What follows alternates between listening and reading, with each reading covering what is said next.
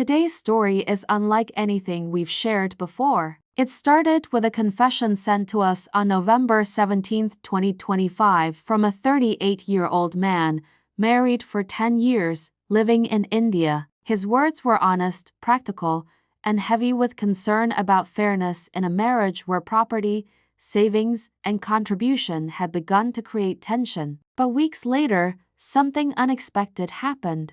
His wife, also 38, saw the post and recognized the story immediately. She waited nearly 2 months before responding. When she did, her words told a different version of the same life. This is not a fight. It's not an attempt to pick sides. It is the story of a marriage told from two perspectives. Both sides deserve to be heard. This is what he wrote and what she wrote back. I'm 38 years old. My wife and I have been married for 10 years now. We both work full-time and have decent jobs. I've always believed in carrying responsibilities on my shoulders. Maybe that's why I never said much until now. But over the years, things have started piling up inside me. For the past decade, I've paid all our household expenses. Every bit of rent, groceries, electricity, maintenance, car costs, bills, it all came from me. I never complained. My father helped me buy a plot of land worth around 1.5 crore. I took charge of constructing a house on it,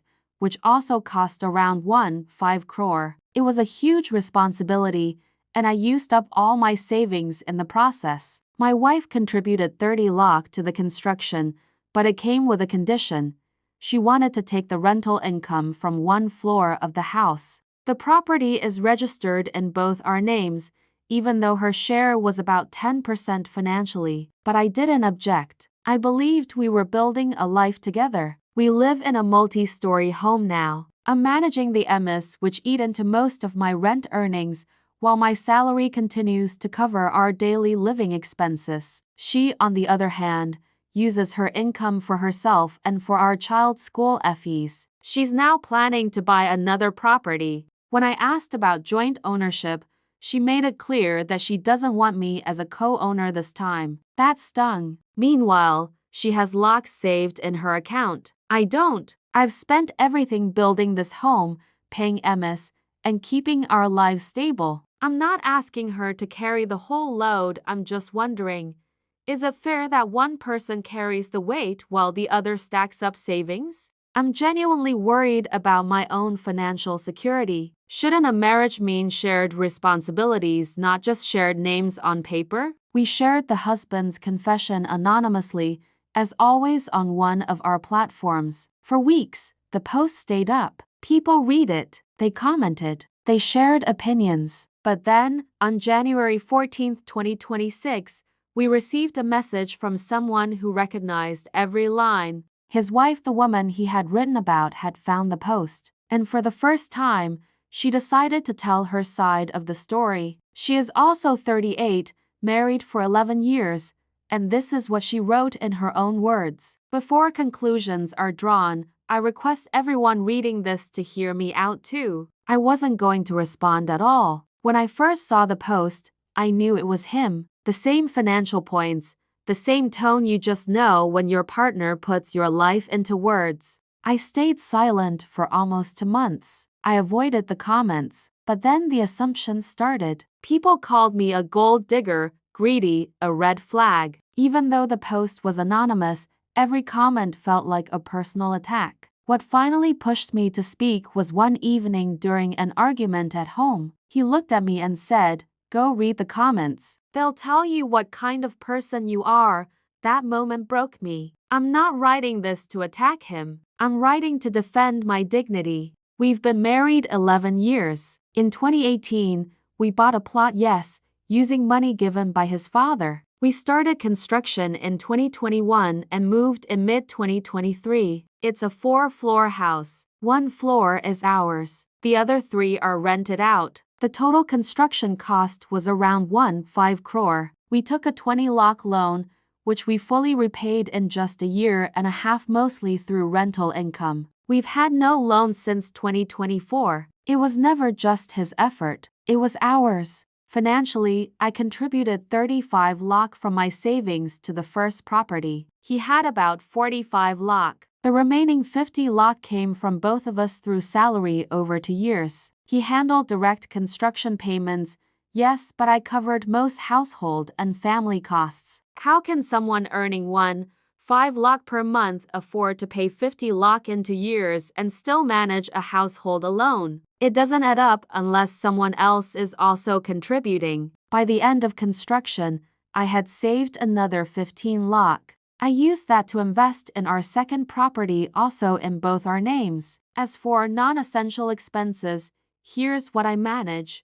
Our child's daycare, school, tuition, uniforms, books, outings, holidays, food delivery, movies, gifts, parties, and every ceremony. He handles groceries, electricity, gas, and so on. Just because my expenses aren't his priority doesn't mean they aren't real. Every birthday party, every school trip, every new pair of shoes, that's me. Yes, his father bought the plot. I never denied it, but I never asked for it either. In fact, I initially suggested we buy a flat ourselves, just the two of us. But that became an issue too. I was accused of not wanting his parents to stay with us. I agreed to this plan for peace. Now I'm told I'm living off their money. I have never once taken a rupee from him for myself, never sent money to anyone outside. Once, when my parents needed 5 lakh urgently, they first refused to take my help. Only after my insistence did they agree, and even then, they borrowed it through my husband and returned every penny within a month. My family has never been a burden. Still, I hear things like, take your 35 lakh and remove your name, or I should have registered it in my mother's name, or this rent is because of my father's deed. I hear these sentences every month. We were equals when we lived in a rented flat. Now, suddenly, I'm just a tenant in his mind, someone who got lucky. People ask why I kept financial records. Wouldn't you, if you were being repeatedly told that your contribution doesn't count? I've stood in a witness box in my own marriage having to justify every rupee. Still, I never claimed his money is mine too.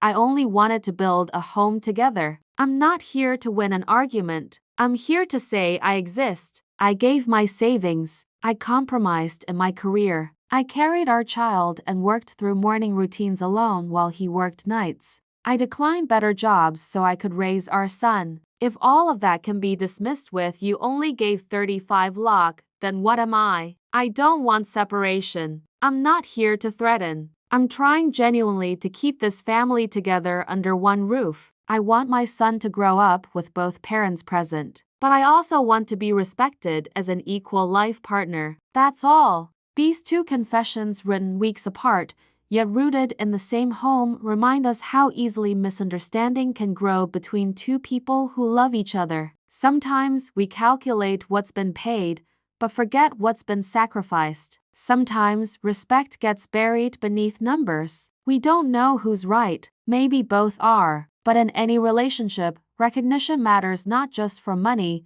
but for presence, patience, and partnership. In a long-term relationship, how do you balance money, ownership, and dignity? Can two people be equal even when their contributions are different? Let us know in the comments. This is the Untold Gist, where real people share real stories and real conversations begin.